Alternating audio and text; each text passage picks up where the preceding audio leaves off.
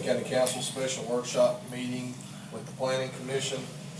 It is right at 5:11 on October the 1st, 2019. And we will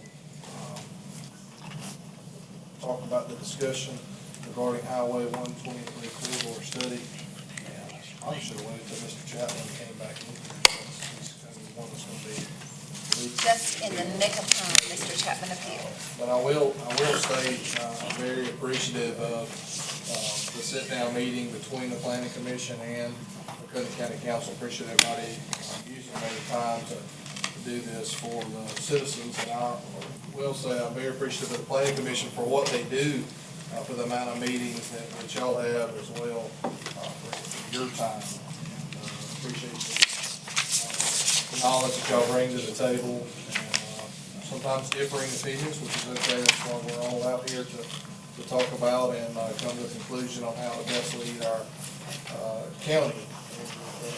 Mr. Chapman is ready to roll. You have the floor, sir. Yes, sir.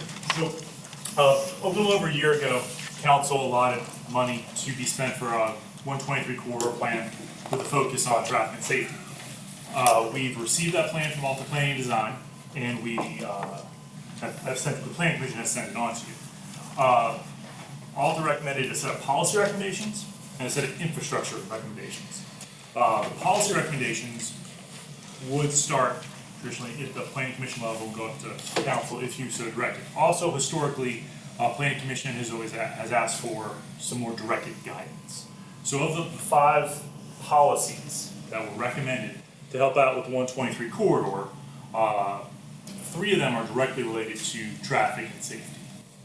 And so the kind of typed up word on A, B, and E, which is the left column of that graph here. But this is just kind of typed out, kind of just graph this. Hey, this is what it's asking for, and it's specifically speaking to turn lane acceleration or deceleration lanes, shared frontage roads, shared driveways, and entryways to parcels, curb cuts, if you will.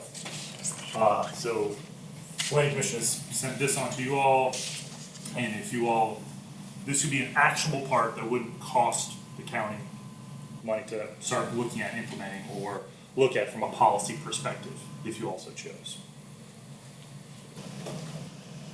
And just for kind of a point of order, let's go around for anybody watching on YouTube and just state what district you are, if you're planning commission or county council, so they'll know, and I'll start, and we'll go to Julian Davis, District 4 County Council.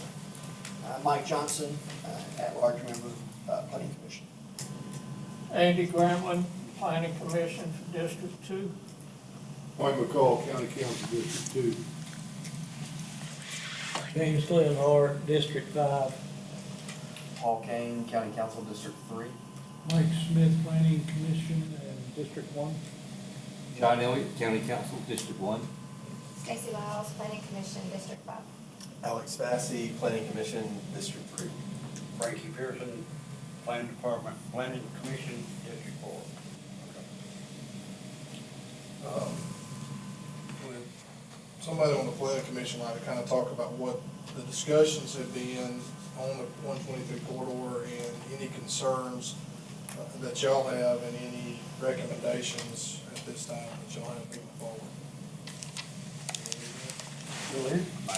So, Adam Chapman and Mike and myself met with DOT 2 weeks ago.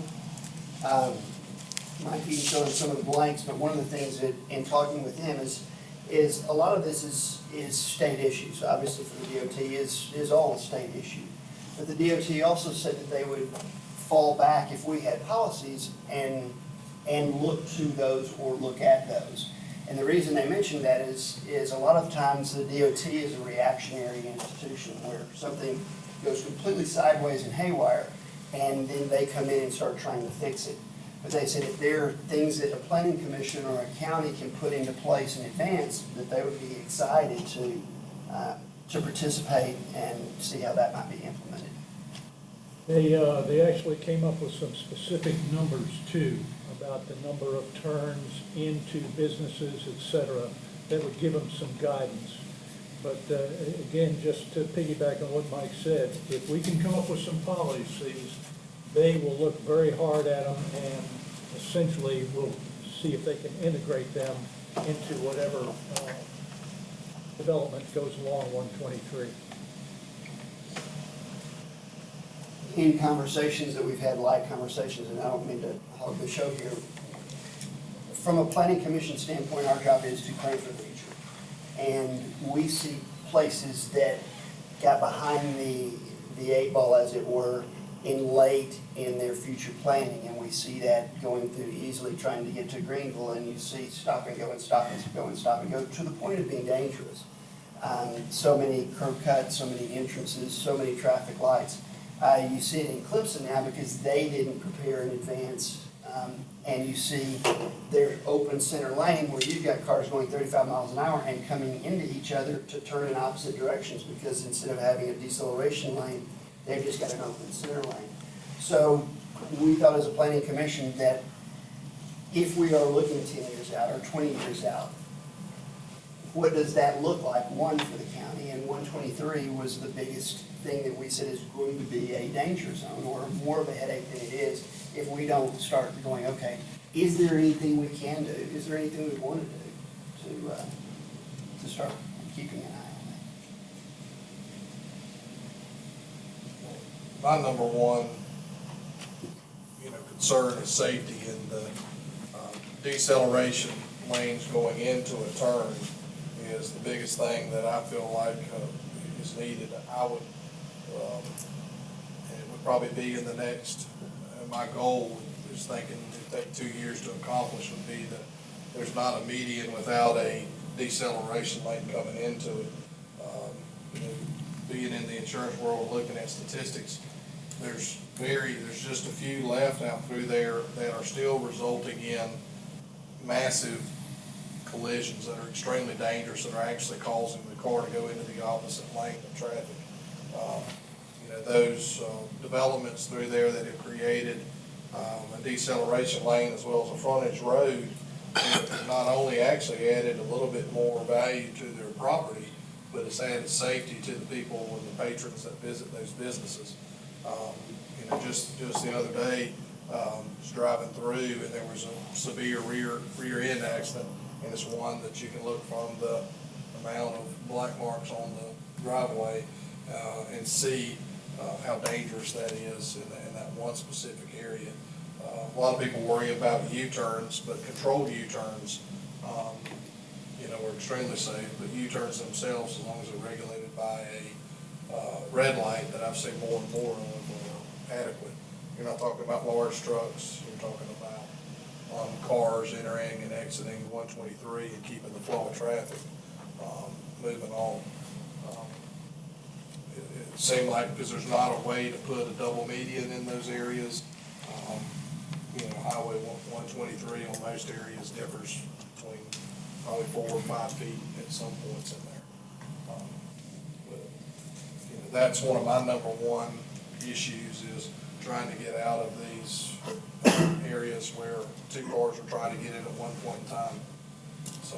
Well, and the DOT actually even mentioned the part, and you might remember this better, Mike, but they were talking about on 123 where there are the center cuts in the islands where people are going and not actually into a deceleration lane, but literally stopping on that 45 or 50 mile an hour road and trying to turn, to make a U-turn to go back to the other side. And without some sort of deceleration area, that is a problem today, but we look to the future, and what does that look like as businesses continue to grow? So did the DOT address the cost, and who would pay the cost? Yes, and it was interesting because let's say a deceleration lane, and we have a good example of it right there on 123. That developer that put that there is excellent. And apparently what they do is the developer has to pay for that deceleration lane. Then they have to put up a bond to be sure that it is going to meet the standards for about a year. And then the state will assume the maintenance of it after that year. But then they have to put up that bond. And I don't think it's a very complicated process. It's a very expensive process. So one area where the planning commission or the county rather could step in and assist with that is that developer may be one of 4 lots owned by 4 different developers. Yet because he wants to build first, he takes on the entire brunt of the cost of doing that And the others can deceleration. share. As opposed to everybody, participating that's going to participate. So one, it slows development. 2, it hurts the owner of the property because he can't necessarily sell to the guy here because that guy's gonna go in as number 2 somewhere down the road. So potentially the county could look at things like, okay, doing some sort of shared expense because of a requirement to do this, then maybe divides the cost. So those are some things that the county could potentially look at. With the 123 corridor so hot right now anyway, it would seem that the cost would not be prohibitive for the developer. You would think for some businesses, but what about a small mom and pop business or something like that wanting to go in? And again, they're the first ones that want to go in today, and they can't necessarily do it because of the need to share that cost with the next 3 businesses that could, but they're not prepared and ready to go in. Yeah, The subdivision up above, or I guess it'd be down below, the Dodge Place is another kind of example. There's not really, if you think about the ins and outs of that area, when you come out, you're coming out into 55-mile-an-hour traffic headed uphill. So that development already exists. But what if a development like that came in with, 50, 60 homes and looked at, hey, what do we have for the safety of our area? To me, I'm definitely willing to look at something like that because I believe it's not only safety for the people that are in that area, so actually safety for those that are traveling on that area. And again, the ease to and from is what I complain about the most through those areas. It seems like the accidents, knock on wood, I have not been involved in one, but, going to and from, we've all sat in traffic for 30, 45 minutes. If I'm leaving to go to a meeting in Greenville, I'm going 20 minutes out of my way just to get to Greenville, just so I don't have to go through the Clemson-Easley area. I'm still making it there quicker. And, that's not good for any businesses along those routes. And that's what I don't want 123 to become. And those, I know it seems simple, but those deceleration lanes, especially the acceleration lane is good as well, but deceleration allows traffic to continue onwards. And costs associated with that, would that be, Ms. Brock, would that be anything into our C funds, or would that come under, something that we council budget for through roads and bridges or something like that? Unfortunately, not really. Now, we could budget for it through the Roads and Bridges Department as far as requesting that to be something the county could fund through a state program, but US 123, of course, it's not a county road, ineligible for C fund or local funding at that level. Some of the requirements we could use, we're still looking for a microphone. I got a text, we can't hear on YouTube, so if y'all could on this side at least speak louder. We could request funding to utilize that for safety, but as far as actual road work, no. We could probably, if you want to, the easiest thing to do is It can stay on the table, I think. if we move the, I think we're okay. Y'all just speak really loud. And there could be potential for the county to research incentivizing shared driveways, limited curb cuts, limited access, decel, acel lanes. And there's no limit to what the county could investigate, but there is a limit on what the county may want to spend on private development. right now, we don't have a direction, we just know that we don't want to see Oconee County have the safety issues that Easley has, or the concern in the traffic that Clemson has. While we definitely want the businesses there, we want to make sure that are we in planning doing the right thing in advance, and potentially helping the growth of those businesses as well. So, go back to the opening statement that Adam made, is we're looking for direction from you folks, from the county council, whether or not you want us to look at what you want us to look at, and how hard you want us to get in there. Because we will come up with something, but we just want to get some direction from you so we don't waste time and come up with something that you don't want. I want it. I do as well, especially as is outlined here. Policy recommendations A, B, and E. I mean, they're common sense. Unfortunately, the people before us either didn't care or didn't realize what kind of growth was going to occur along the 123 corridor, especially as it gets, in the Seneca and on into Clemson area. And that's going to continue to occur. And Clemson's going to continue to grow this way. So, there's other areas of 123 that aren't as dangerous because there's not as many curb cuts. But in the city, I know we don't control what the city does, but that's a dangerous area as well. In the Walmart and Chick-fil-A area and on down into the Hardee's and all that goes through there. And I don't mean to single out any businesses, that's just for reference only. But there's a lot of curb cuts through there, and it's extremely dangerous to try to traverse and do business at any of those places. So I'm grateful that we're having this discussion because it was a long time coming. Should have been done 20, 30 years ago, but you can't predict the future, and the best time to plant a tree is today. So I'm in favor of moving forward with A, B, and E. I don't know if that is what the Planning Commission is looking for in terms of asking council members what they want. But yeah, and I don't know how we pay for it or how we incentivize it, but everybody's got a mind and can be creative on those things. And I'm sure there's some generally accepted distances between curb cuts that civil engineers can say, hey, if it's a 55-mile-an-hour road and you want it to stay a 55-mile-an-hour road, here's the stopping distance. Here's how long the deceleration and acceleration lane would need to be. Yeah, that was one of the points that was brought out.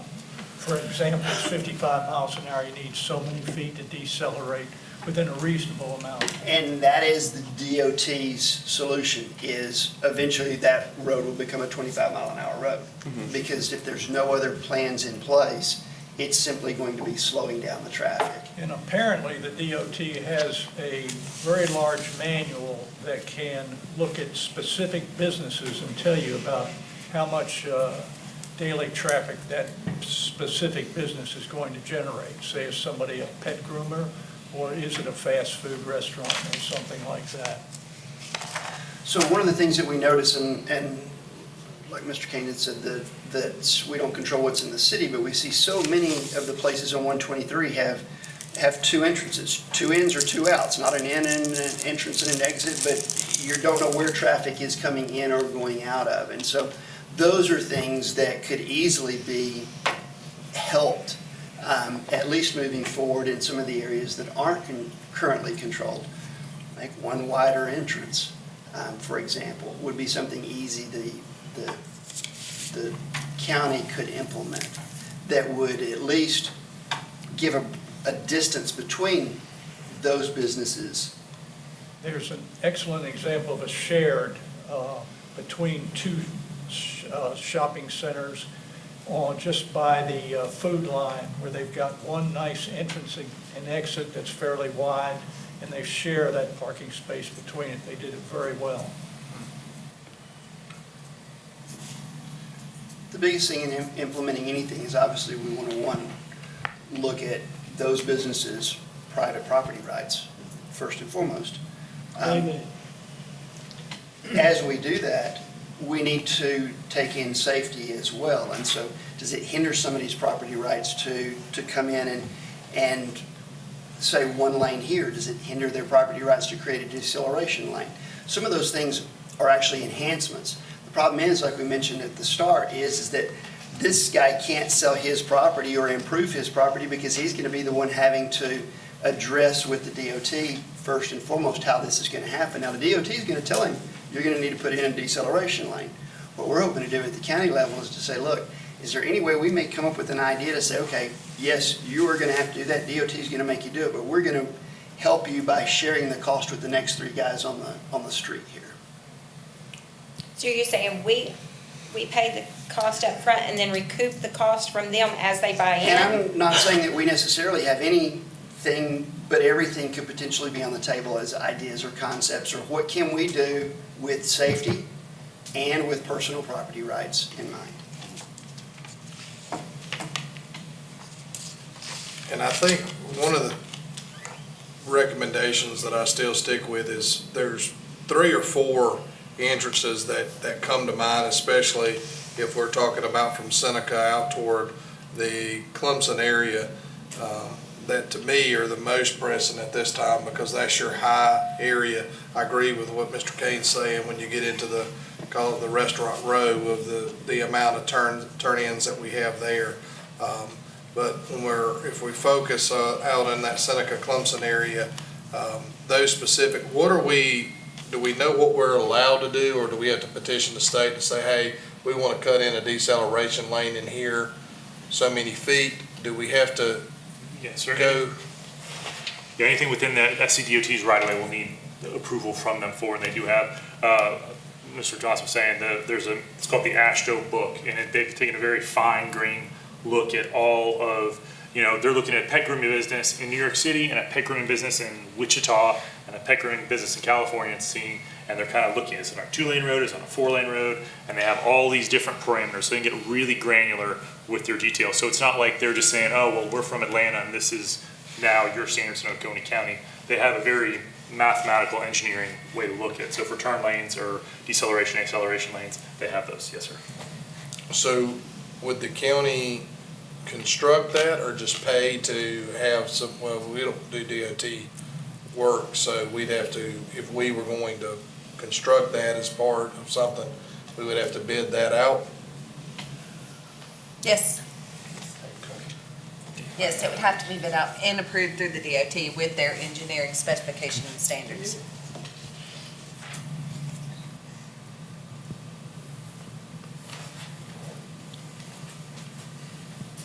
We asked them during that conversation some examples of other counties that have been successful in this, if they had examples of it, and they gave us a couple examples. So there is a starting point at least. We're not inventing this from ground zero.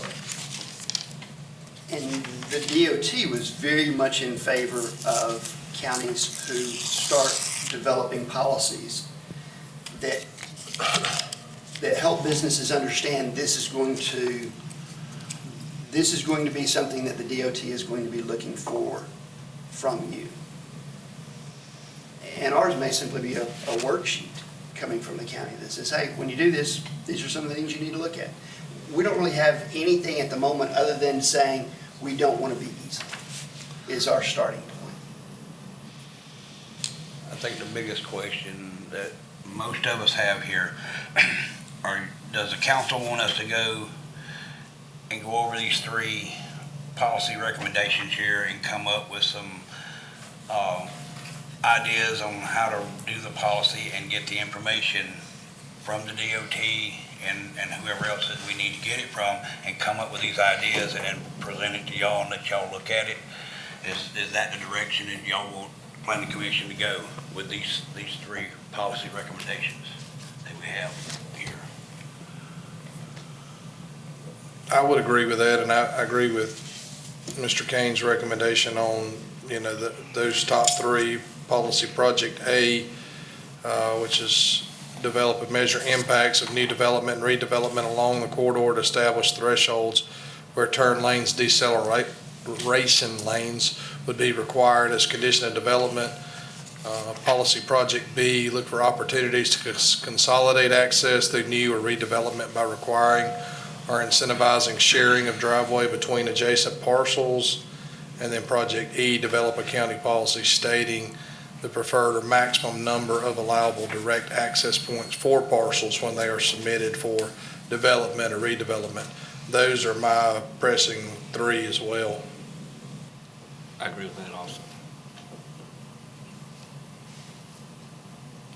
And I think the, biggest thing is, if you are a adjoining parcel, when you get the initial connection point, that's a benefit to everyone. I mean, this doesn't restrict access to anybody's, and obviously, we're not allowed as county to restrict access to anybody's parcel, no matter what we decide to do. Mr. Chapman, would you agree with that? If a adjoining parcel, this is a, you know, if, say, the next parcel down does not, you know, say it's not developed or anything like that, if this cut through, the initial cut through of said parcel A, he's developing, parcel B is owned by somebody else. If the initial cut through is in here, would that access point be granted into parcel B from parcel A if it's not allowed, or how would that work?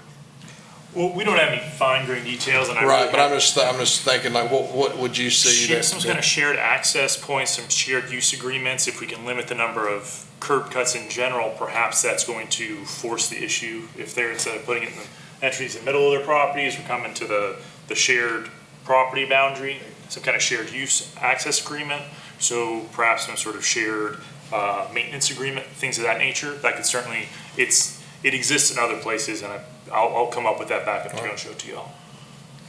And I work in an area that's shared access point to 2 different parking lots, and I don't know, there's 8 businesses up there with me, so I can't imagine having 8 curb cuts for every single business out there. So it results in additional parking.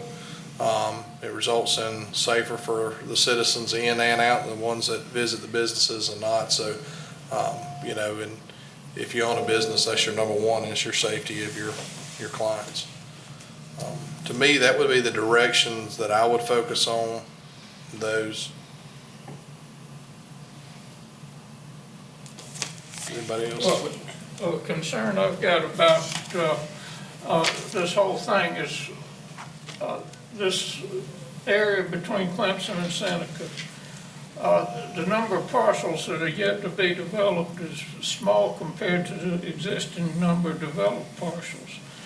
Now, it'd be good to have these turn lanes, and be great to have some spots for the cat buses to get out of traffic lanes when they stop. But 10 years from now, we're gonna need 4 lanes on 123 for through traffic. We'll need the turn lanes, not just on the new places to be developed, but on old parcels that are already developed. Now, I don't think we can turn back around and have the people that are grandfathered in and force them to build these ramps. But how are we gonna handle that? Well, that was exactly what I was bringing up, and the first thing that I talked about is those already existing areas out there, and I brought up that subdivision as one of them, is, you know, what can we do in those specific areas? Because we're talking about, you know, when we're working with development, of incorporating a specific cost associated to them doing that. Same thing is that development's already there, it's been there. So what can we do or what does council want to do, and can, you know, afford to do to create that safety? And those, you know, like I said, I think I said 3 or 4 that I said that are pressing to me, that I see on a daily basis of extremely dangerous. And, you know, this, you know, one that always comes to my mind, and mainly because, you know, with that Fox Nest, the vet area, that parcel right there is extremely, you know, there's a lot of U-turns and a lot of people going to the vet in that specific area, and there is absolutely no deceleration lane or anything, and you're getting opposing traffic coming into that one specific area. So it's those areas that I agree with exactly what you're saying is, and that's kind of what I was looking at, is what can we do?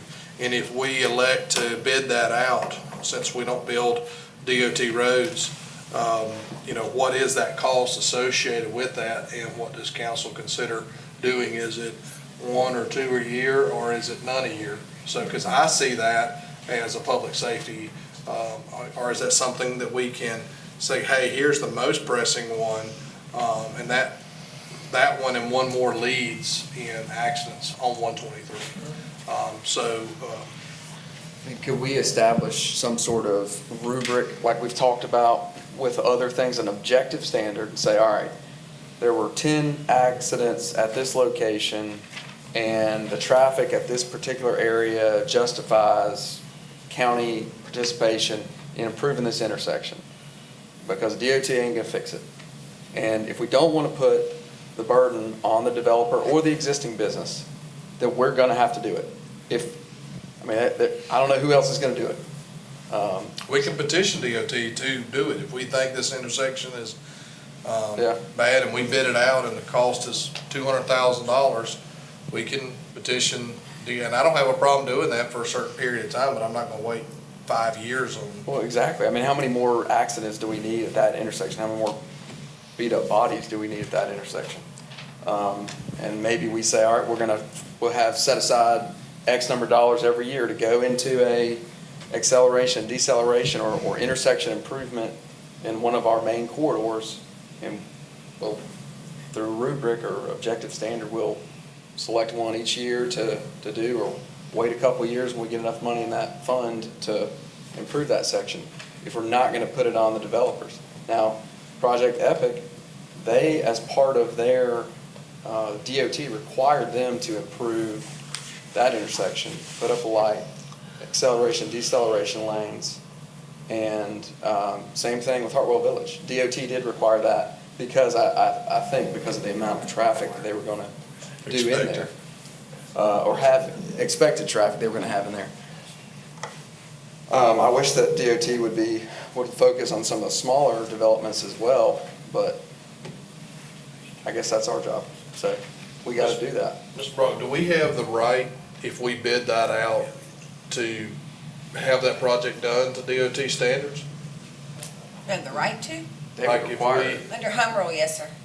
I think we put the cart way before the horse here in some ways. That's what we do. We still need to, well, and that's fine.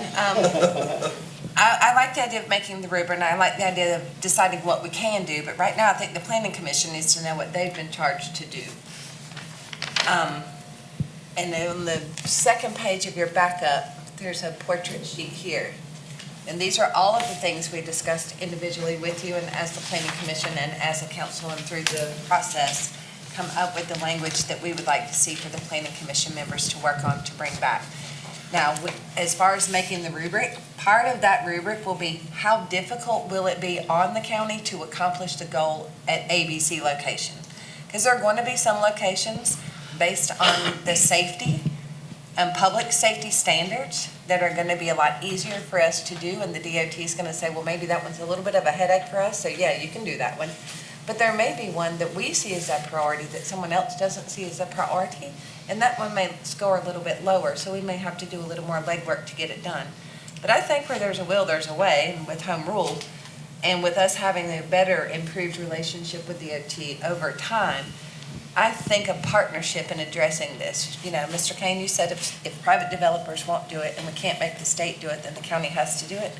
That's about the best attitude we're going to get sitting at this table. It's our responsibility to do it. As a planning commission, as a council, as administrator, as county employees, it's our responsibility. If we take that responsibility and the planning commission works on how that responsibility is our responsibility in action steps, we can't fail. So I'd like the planning commission to work on A, B, and E, and also consider what we can do with the existing businesses also. I think what we want you to do is fill in this sheet, is what we need, right? We need Yeah, this and- sheet and if it's something we answered need by to y'all, do, so we know which If direction to then go. scenario, then that would work. You know, if we want to look at creating, are you all on your sheet here?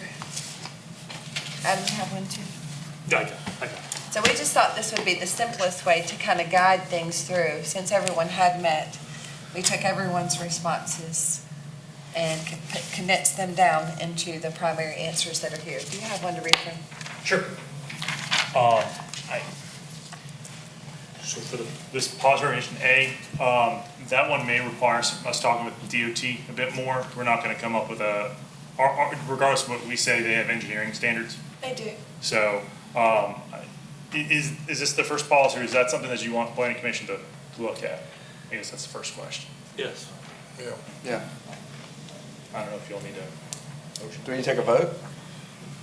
What you can do, I think all of these, as I've read them, could, Mr. Chairman, require DOT input. Obviously, council's not gonna be able to give an average daily trips or whatever that is gonna fit for an acceleration or deceleration, or really when frontage roads are gonna meet or be required by DOT, or something that DOT is gonna sign off on.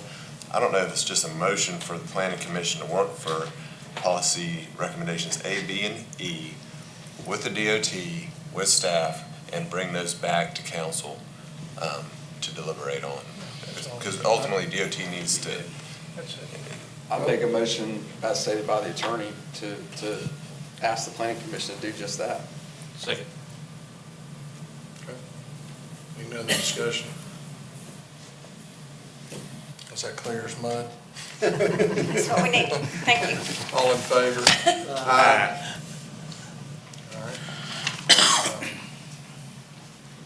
And any council member has anything on there, you know, I guess questions as we move forward to send that in.